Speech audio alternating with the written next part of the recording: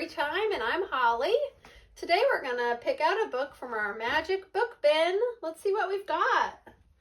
What should we pick today? Oh, I hear my dog Arrow barking. He told me book number 4. Okay, let me see. 1, 2, 3, 4. Book number 4. Oh, this is one of our favorite books. It's called The Fantastic Flying Books of Mr. Morris Lessmore. We love this book in my house. It's a award-winning book by William Joyce. Let's get started with our adventure.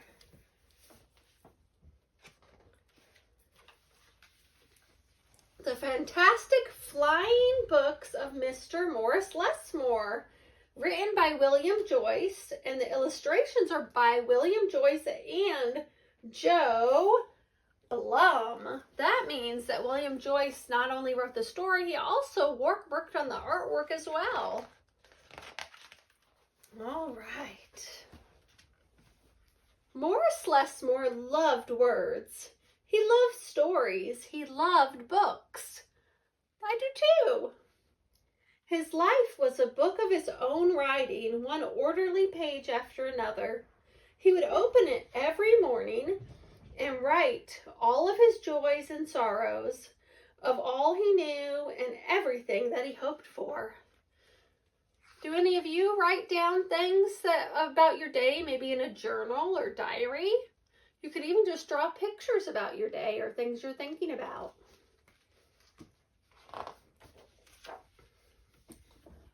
But every story has its upsets.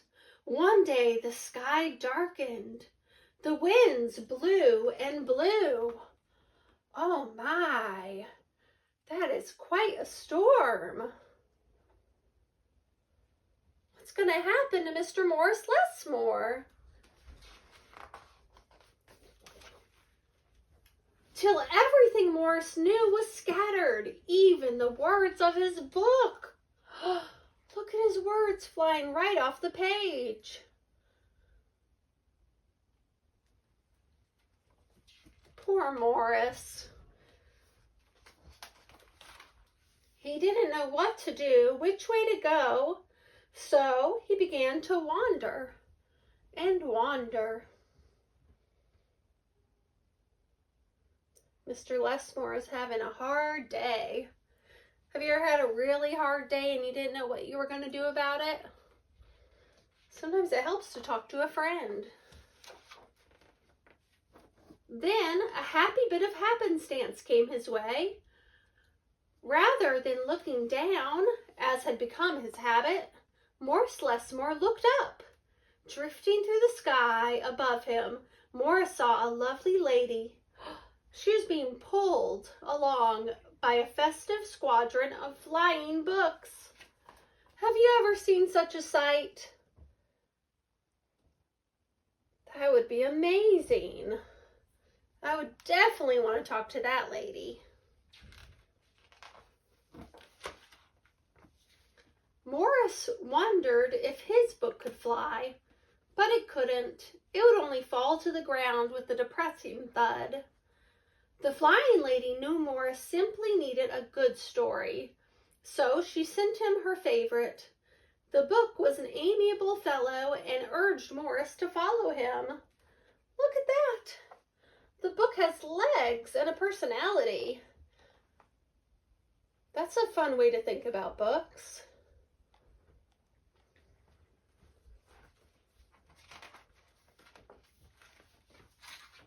The book led him to an extraordinary building where many books apparently nested. Look at all the flying books. They fly just like birds to where they need to go. I love the illustrations in this book. There's Morris. Do you think he's going to go in? Let's find out.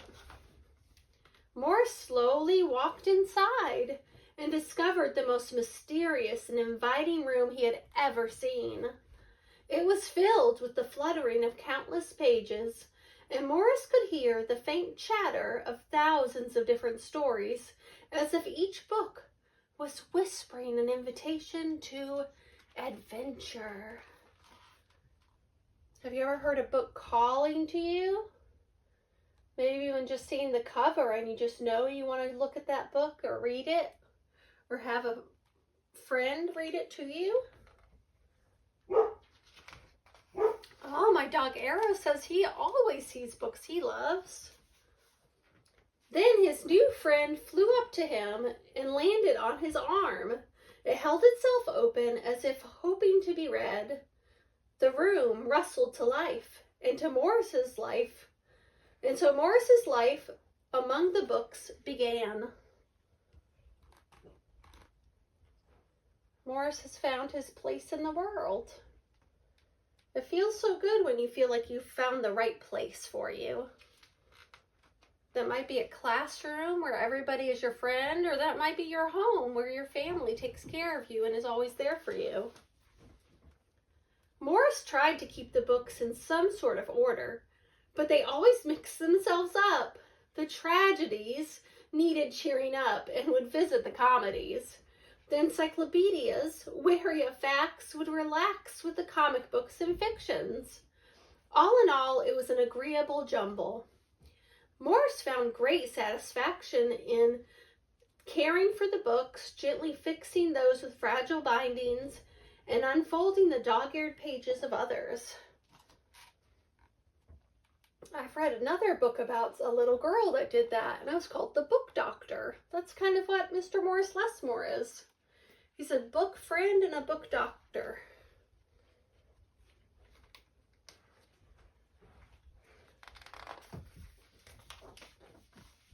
Sometimes Morris would become lost in a book and scarcely emerge for days.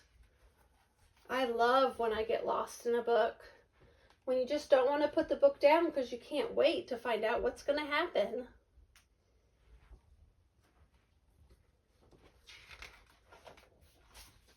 Oh, look at Morris. He must be very interested in this book.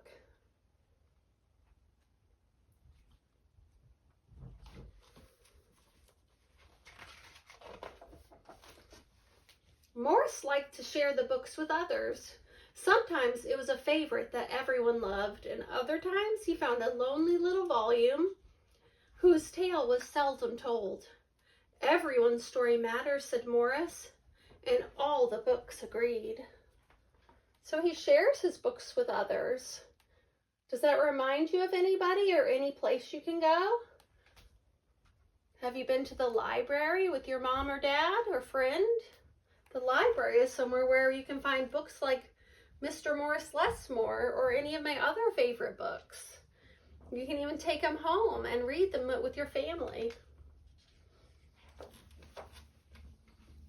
At night, after all the stories that needed telling had been told, and everyone had settled down to their proper places on the shelves, the great big dictionary would get in the last word.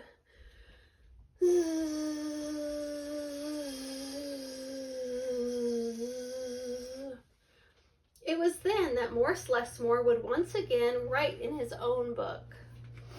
He wrote of his joys and sorrows, of all that he knew and everything that he hoped for. So he's filling his very own book with his life.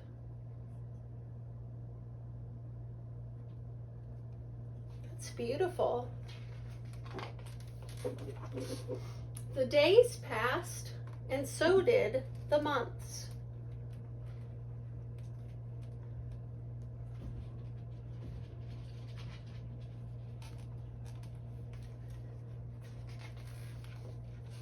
And the years and years. Looks like lots of time is going by. Where Mr. Morris Lessmore is at his amazing building of books, or maybe it's a library.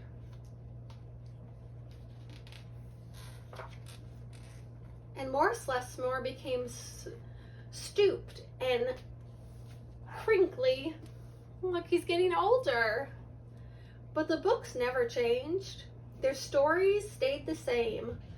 Now his old friends took care of him the way he once cared for them, and they read themselves to him each night. He took such good care of his books, now they take care of him. That's what families do. They take care of each other.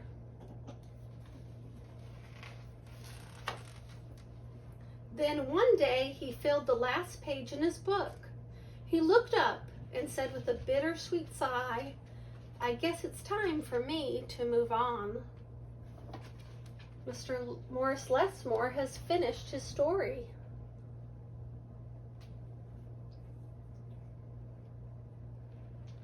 But I bet your story is just beginning. The books were sorry, but they understood. Morris put on his hat and took his cane, and he went to the door. He turned and smiled and then waved goodbye. "I'll carry you all in here," he said, and pointed to his heart.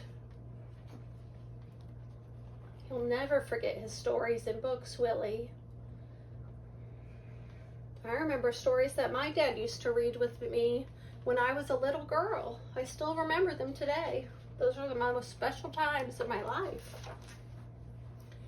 The books waved their pages and Morris Lessmore flew away. And as he flew, he changed back to the way he'd been the long ago day when they'd all first met. Look, he's a young man again, and he's flying away just like the wonderful lady at the beginning of the story. Now it's Mr. Morris Lessmore's turn to pass things on. The books were quiet for a while. Then they noticed that Morris Lessmore had left something behind. "It's his book," said his oldest friend. Inside was Morris's story. All of his joys and sorrows, all that he knew, and everything that he hoped for. Look at that. That's Mr. Morris Lessmore's story that he wrote his whole life in, with all of his dreams and sorrows.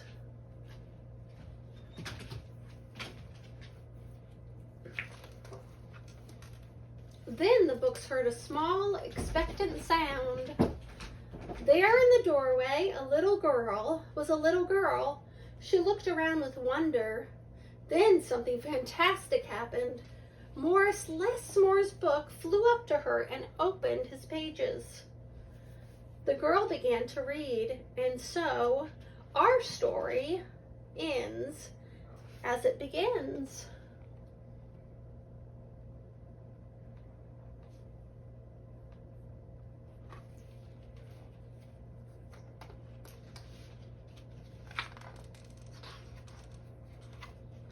With the opening of a book.